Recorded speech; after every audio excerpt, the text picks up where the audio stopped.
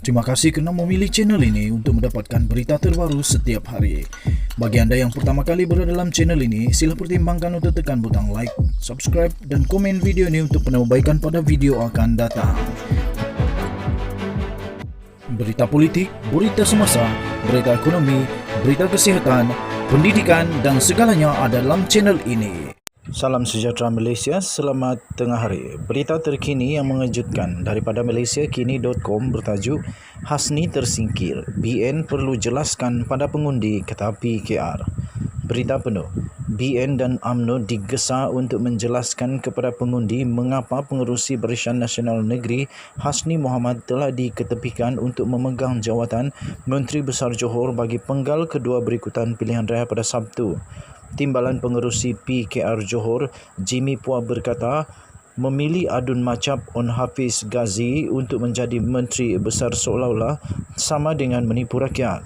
Semasa pilihan raya sama ada poster, papan iklan atau bendera, Hasni dipromosikan sebagai Menteri Besar seterusnya. Ia menjadi daya penarik mereka dan tidak dapat dinafikan salah satu faktor kemenangan mereka juga. Tetapi menukar calon menteri besar secara tiba-tiba menunjukkan keangkuhan UMNO dan BN dengan menipu rakyat selepas memenangi pilihan raya. Katanya lagi, kita harus menghormati keputusan rakyat.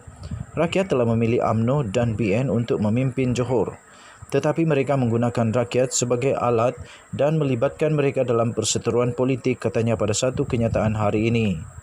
Jelasnya lagi, UMNO dan BN telah mencetuskan pilihan raya negeri atas alasan untuk memastikan kestabilan politik, hanya untuk mengkucar-kacirkan politik Johor dalam masa beberapa hari selepas pilihan raya. Katanya ini jelas menunjukkan tindakan membubarkan DUN bukan untuk kestabilan politik atau untuk menguntungkan rakyat, tetapi semata-mata untuk perebutan politik pribadi, katanya. On Hafiz yang juga anak saudara kepada Menteri Kanan Pertahanan Hishamuddin Hussein mengangkat sumpah sebagai Menteri Besar Johor yang baru petang tadi di Istana Bukit Seren di Johor Bahru. On Hafiz 44 tahun ialah